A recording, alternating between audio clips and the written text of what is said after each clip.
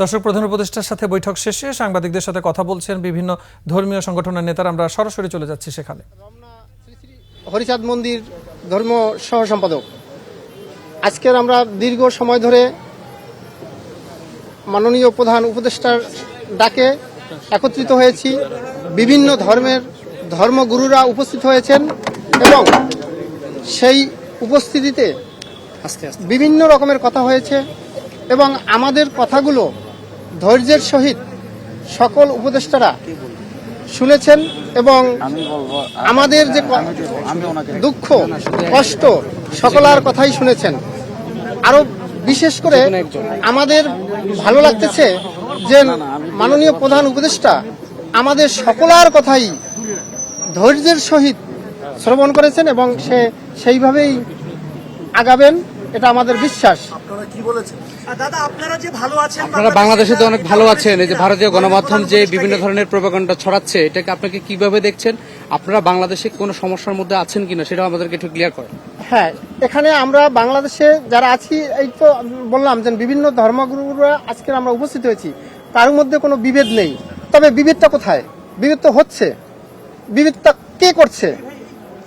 এবং এই যারা করছে তাদেরই লোক ওখানে বসে এই প্রোপাগান্ডাটা ছড়াচ্ছে। এখন এখানে আমি হিন্দু, এই মুসলিম, বৌদ্ধ, খ্রিস্টান সকলেই তো উপস্থিত হয়েছি।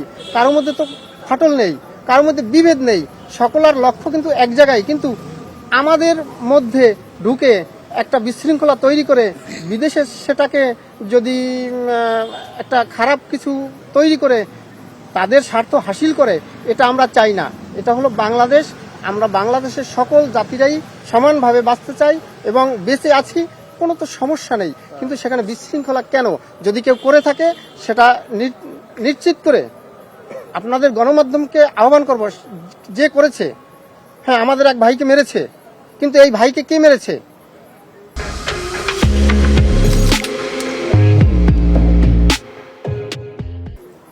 তাকে খুঁজতে হবে।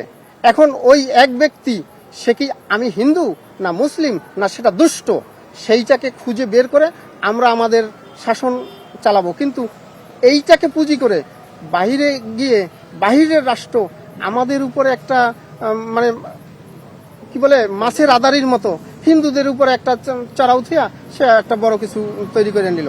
এটা আমরা চাই না। আমরা এখানে সবাই হিন্দু মুসলিম ভাই ভাই সমানভাবে বেঁচে থাকতে চাই এবং সকলার সমান অধিকার। এটাই আপনারাও আমাদেরকে সহযোগিতা করবেন, কারণ আমরাও কখনো কোনো সময় কারু কাছে কারু মাধ্যমে যেন নির্যাতিত না হই।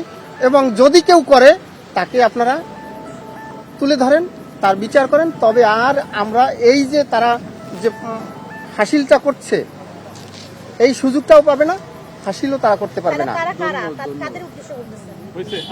ওকে, ঠিক আছে, থ্যাংক ইউ। যে কোনো একদম